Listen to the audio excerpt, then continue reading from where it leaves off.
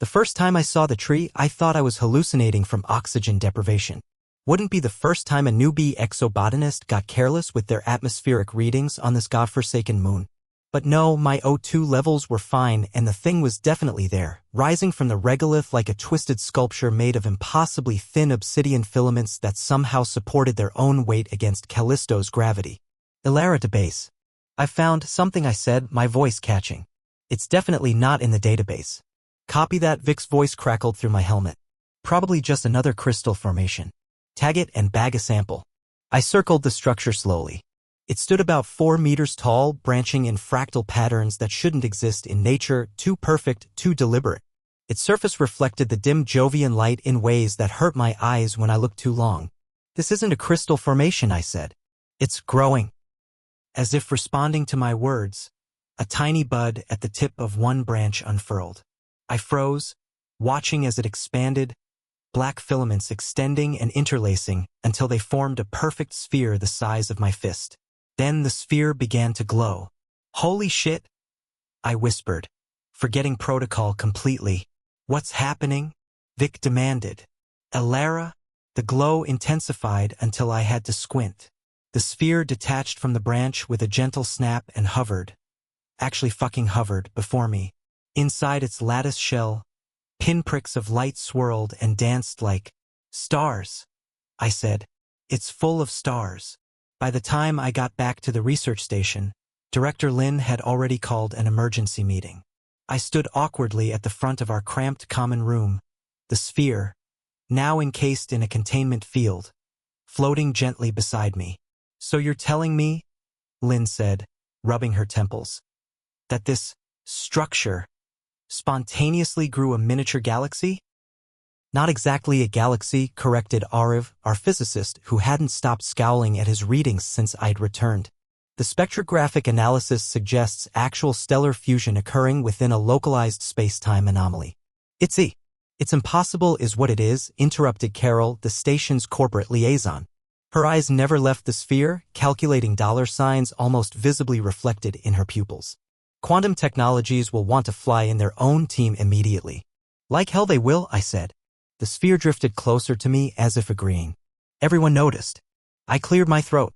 We don't know what we're dealing with. This thing could be dangerous.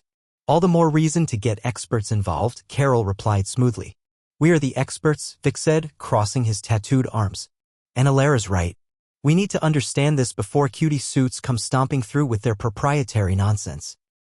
Director Lin sighed, the weight of 20 years running underfunded scientific outposts evident in the lines around her eyes. We have 72 hours before our next scheduled comms window with Earth. If we don't report this, we're all in breach of contract.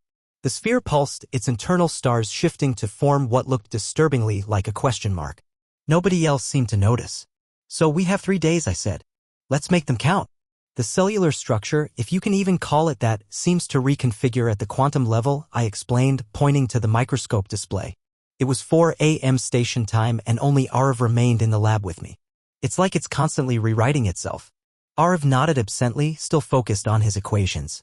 The sphere maintains a perfect internal temperature of 5,778 Kelvin. Exactly the same as Sol's surface. That can't be coincidence. None of this is coincidence, I muttered, watching the tree sample under the microscope. The tiny fragment had already grown, developing complex structures that reminded me of neural networks. It's responsive. Adaptive. To what? Ariv asked. Before I could answer, alarms blared throughout the station. We raced to the containment area to find the sphere pulsing rapidly, the stars within moving faster.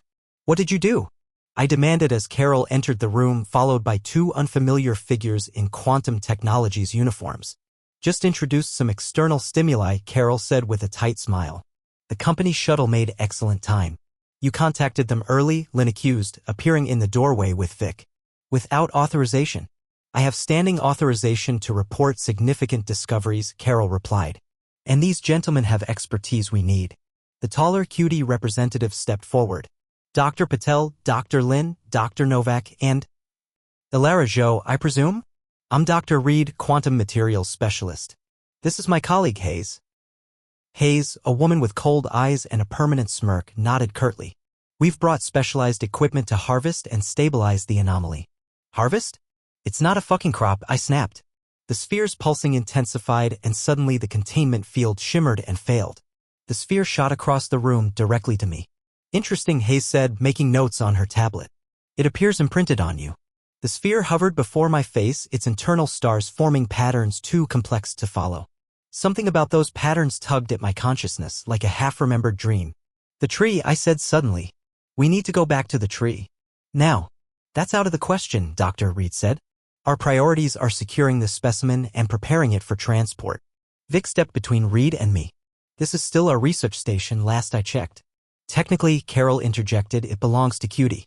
She's right, Lynn confirmed with clear reluctance. But we still have scientific autonomy under Section 7. Not when it comes to potentially hazardous anomalies, Hayes countered, reaching for the sphere. The moment her fingers brushed its surface, the sphere flared blindingly bright. When our vision cleared, Hayes stood frozen, her eyes wide and glowing with the same light as the stars within the sphere. I can see them, she whispered. Billions of them. Watching. Waiting. Then she collapsed.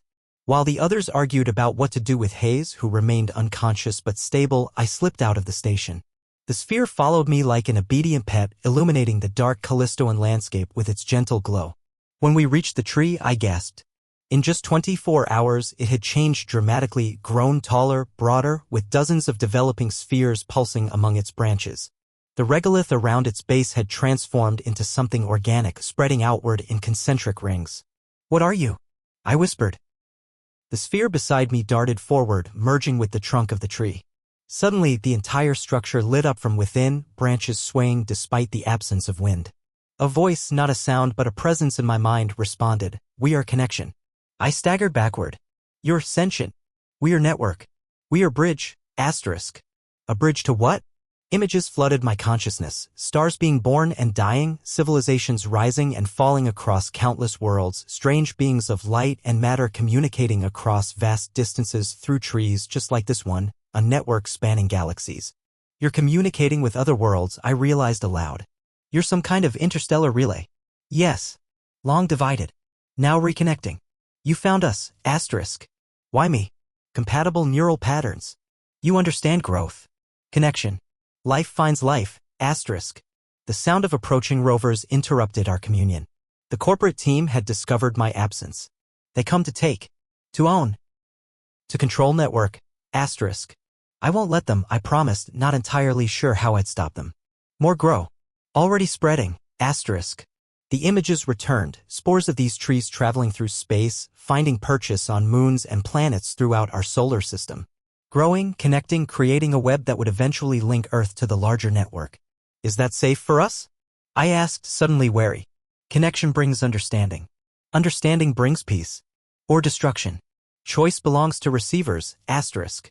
The rovers crested the ridge. I had minutes at most. What do I need to do? Nothing. Everything. Share truth. Prevent isolation, asterisk. Another sphere detached from the tree and floated to me. Unlike the first, this one was larger, its lattice structure more complex. Carry bridge. Show others. Truth and light, asterisk. I hesitated only briefly before accepting the sphere. The moment my gloved hands touched it, knowledge poured into me. How the spheres worked, what they contained, how they could transform our understanding of physics, of life itself. This wasn't just a communication device. It was a key to technological evolution beyond anything humanity had imagined. Cutie would weaponize it in a heartbeat. Elara! Vic's voice called as he jumped from the lead rover. What the hell are you? He stopped short, taking in the transformed tree. Holy shit! It's talking to me, I said. It's part of an interstellar network. Director Lin approached more cautiously, followed by Ariv. The Cutie representatives and Carol remained in their rover, conferring urgently. The corporate team is requesting permission to use electromagnetic pulses to neutralize the growth, Lin said quietly. They're calling it a potential biological hazard. They'll destroy it, I said, clutching the sphere protectively. And everything it offers us. What exactly does it offer? Ariv asked, his scientific skepticism warring with obvious wonder. I told them everything, the network, the knowledge, the choice before us. How do we know this isn't some kind of Trojan horse? Lin asked. First contact scenarios rarely end well in any simulation I've ever run.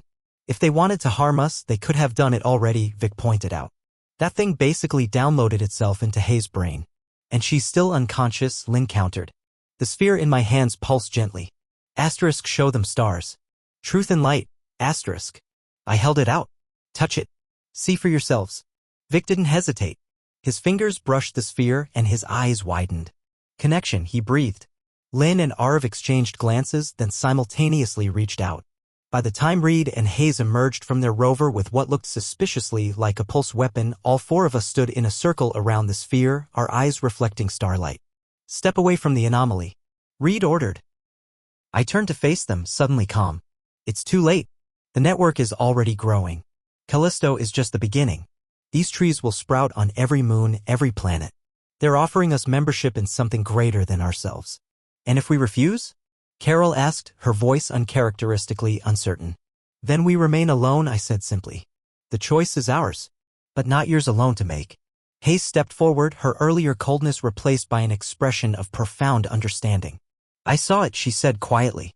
When it touched me. The vastness. The possibility. It's not safe, Reed insisted. Neither is isolation, Hayes replied. Above us, the tree continued to grow, its branches reaching toward Jupiter as if trying to embrace the gas giant. New spheres formed and detached, floating upward into Callisto's thin atmosphere, carrying their cargo of stars to new destinations. What happens now? Lin asked me.